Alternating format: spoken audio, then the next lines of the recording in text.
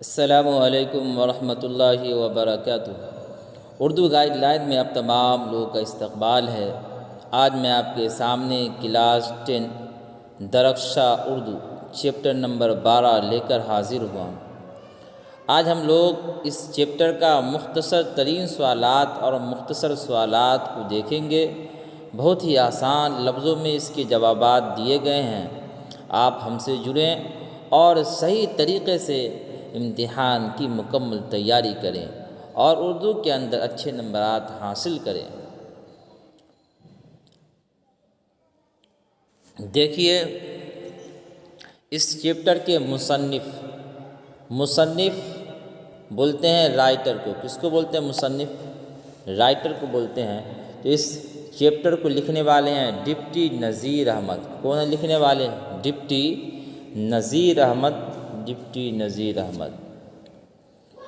اور انہوں نے جو لکھا ہے وہ فہمیدہ اور مجلی بیٹی حمیدہ کی گفتگو لکھا ہے۔ کیا لکھا ہے؟ فہمیدہ اور مجلی بیٹی حمیدہ کی گفتگو بات چیت۔ دیکھیے، مختصر ترین سوالات مع جوابات، یعنی سب سے آسان سوال اور سب سے آسان جواب۔ دیکھیے، سوال نمبر ایک ہے نذیر احمد کب اور کہاں پیدا ہوئے؟ کب پیدا ہوئے اور کہاں پیدا ہوئے یہ بتانا ہے۔ دیکھیے، اس کا جواب ہے 6 دسمبر 1936 عیسوی کو۔ کب پیدا ہوئے؟ 6 دسمبر 1936 عیسوی کو۔ کہاں پیدا ہوئے؟ ضلع بجنور کے افضل گڑھ میں۔ افضل گڑھ گاؤں کا نام ہے اور ضلع کا نام ہے بجنور، تو ضلع بجنور کے افضل گڑھ میں پیدا ہوئے۔ سوال نمبر 2 ہے نذیر احمد کے کسی 2 ناول کے نام لکھیے۔ ان کے جو ناول تو بہت سارے ہیں، لیکن آپ کو 2 ناول کا نام لکھنا ہے۔ دیکھیے، نمبر 1 ہے نبات الناش۔ کیا نام ہے؟ نبات الناش۔ اور نمبر 2 ہے ابن الوقت۔ کیا نام ہے؟ ابن الوقت۔ سوال نمبر 3 ہے فہمیدہ اور حمیدہ نسوح کی کون تھی؟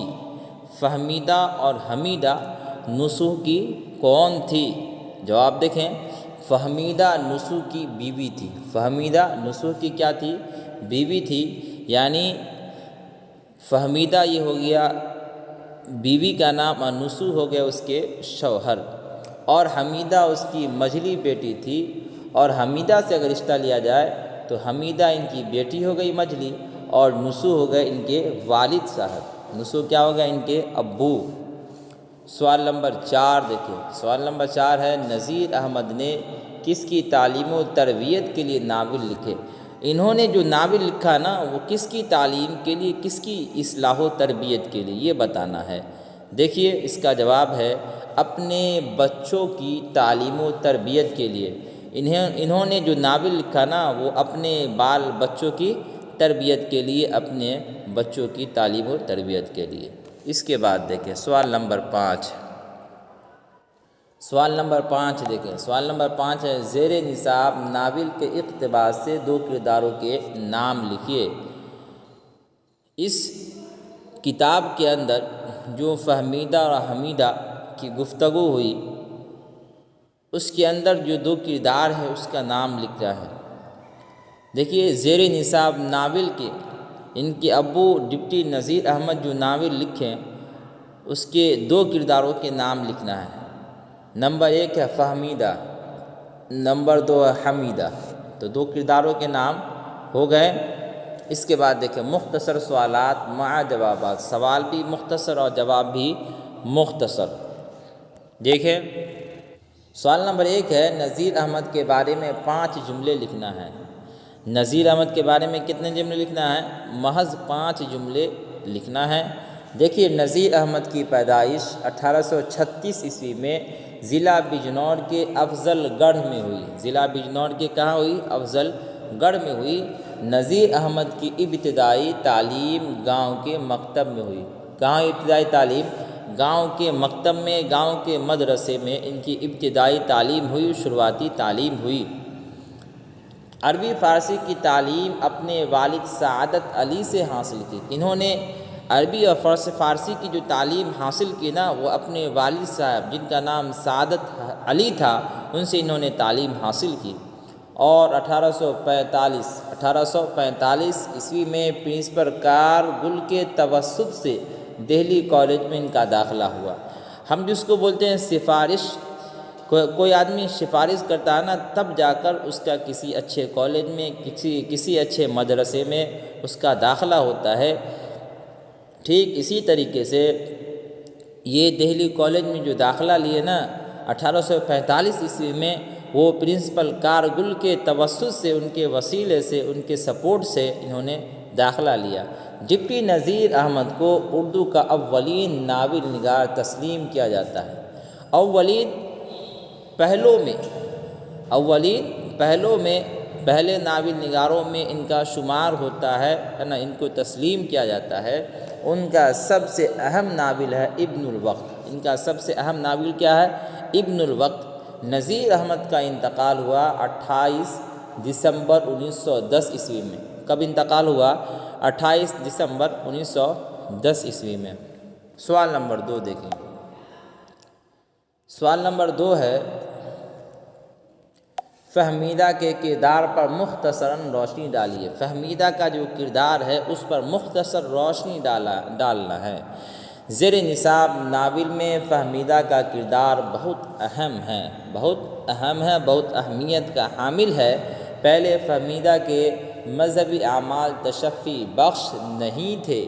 مذہبی اعمال کیا ہے؟ نماز کا پڑھنا، روزے کا رکھنا اور صدقہ و خیرات کا کرنا، زکوٰۃ کا ادا کرنا، یہ سب تشفی بخش اعمال ان کے نہیں تھے ایک مذہب اسلام کے اندر ہوتے ہوئے۔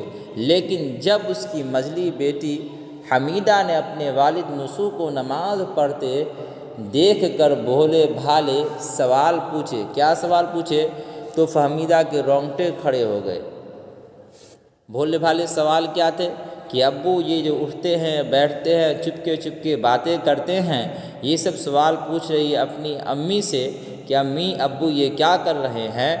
تو جب بھولے بھالے سوال کیے گئے تو فہمیدہ یعنی حمیدہ کی امی کی رونگٹے کھڑے ہو گئے، بال کھڑے ہو گئے جسم کے، وہ کانپ اٹھی۔ پھر فہمیدہ اور نصوح دونوں نے مل کر ارادہ کیا کہ ہم خود بھی اللہ کی عبادت کریں گے اور بچوں کو بھی سکھائیں گے، یعنی خود بھی ہم نماز پڑھیں گے، رمضان آئے تو روزہ رکھیں گے اور ساتھ ساتھ اپنے بچوں کو بھی اس کی تلقین کریں گے، اس کا حکم دیں گے کہ آپ بھی نماز پڑھیں، آپ بھی روزہ رکھیں۔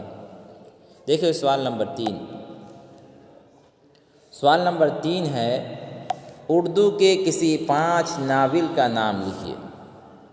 کسی 5 ناول کا نام لکھنا ہے۔ دیکھیے اردو کے 5 ناولوں کے نام درجہ ذیل یعنی نیچے آ رہا ہے۔ کیا ہے؟ نمبر 1 پہ توبۃ النصوح۔ کیا ہے؟ توبۃ النصوح۔ نمبر 2 ابن الوقت۔ نمبر 3 ہے لندن کی ایک رات۔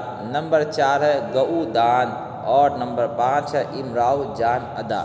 یہ 5 ناول ہیں، یہ 5 ناول ہیں۔ سوال نمبر 4 دیکھیں۔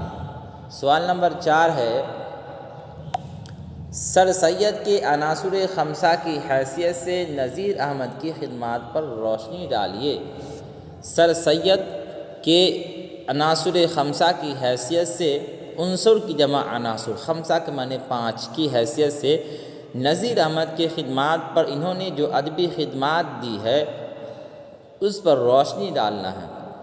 اردو ادب کے عناصر خمسہ یہ ہیں، کون کون ہیں؟ دیکھیے نمبر 1 ہے سر سید احمد خاں، نمبر 2 حالی، نمبر 3 شبلی نعمانی، نمبر 4 محمد حسین آزاد، نمبر 5 ہے ڈپٹی نذیر احمد۔ ان 5 شخصیات کی خدمات بہت اہم ہے۔ یہ 5 کا جو تذکرہ آیا نا، ان کی جو خدمت ہے اردو ادب کے اندر، یہ نہایت ہی قابل تعریف ہے، بہت اچھی بات ہے۔ رہی بات نذیر احمد کی، ڈپٹی نذیر احمد کی، تو انہوں نے انگریزی ادب سے انشاء پردازی اور ناول کی اصناف کو اردو میں منتقل کرتے ہوئے بعد ایسی نئی ایجاد کی جو انگریزی میں موجود نہیں تھی۔ انہوں نے یعنی ڈپٹی نذیر احمد نے انگریزی ادب سے انشا پردازی کر کے اور ناول کی صنف کو اردو میں منتقل کرتے ہوئے بعض ایسی نئی نئی چیزیں پیدا کی، نئی نئی ایجاد کی جو انگریزی میں موجود نہیں تھی، جس سے وہ منتقل کیے، لیکن وہ چیز موجود صحیح طور پہ اور بہت ساری چیزیں اس میں نہیں تھی۔ ان کی وجہ سے اردو ادب کا دامن اتنا زیادہ کشادہ ہوا، اتنا زیادہ پھیلا کہ اس کا اندازہ لگانا کیا ہے، مشکل ہے۔ ان کو اردو کا اولین ناول نگار تسلیم کیا جاتا ہے۔ کن کو؟ ڈپٹی نذیر احمد کو اردو کا اولین ناول نگار تسلیم کیا جاتا ہے۔ سوال نمبر 5 ہے اصلاحی جذبے پر 5 جملے لکھیں۔ اصلاحی جذبے پر کتنے جملے لکھنا ہے؟ محض 5 جملے، صرف 5 جملے لکھنا ہے۔ ہر انسان کے دل میں لوگ کی اصلاح کا جذبہ ہونا چاہیے۔ ہر انسان یہ فکر کرے کہ ہم سے جو چھوٹے ہیں اس کی صحیح اصلاح ہو، صحیح تربیت ہو، اور جب ہر آدمی اس کی فکر لے گا تو رفتہ رفتہ انسان کے ذہنوں کے اندر جو اپنے آباء و اجداد کی روایتی تعلیم ہے اور ان کی جو تہذیب ہے وہ ہماری زندگی کے اندر بھی آئے گی۔ سر سید اور ان کے رفقا میں، ان کے ساتھیوں میں یہ جذبہ کوٹ کوٹ کر بھرا ہوا تھا۔ کیا جذبہ تھا؟ کہ لوگ کی صحیح اصلاح و تربیت کرنا ہے، لوگ کو صحیح راستے پر لے جانا ہے۔ چنانچہ سر سید اور ان کے رفقا کی ہر قسم کی تحریریں، خواہ ناول ہو یا افسانہ، مضمون اور شعر و شاعری وغیرہ اصلاحی ہوا کرتی تھی، کہ اگر کوئی ناول بھی پڑھے تو اس کی صحیح اصلاح ہو، افسانہ پڑھے تو اس کی صحیح اصلاح ہو، مضمون پڑھے تو اس کی صحیح اصلاح ہو، اور شعر و شاعری وغیرہ پڑھے تب بھی اس کی صحیح اصلاح ہو۔ اور اس کا اتنا زبردست اثر ہوا کہ معاشرے میں انقلاب آ گیا۔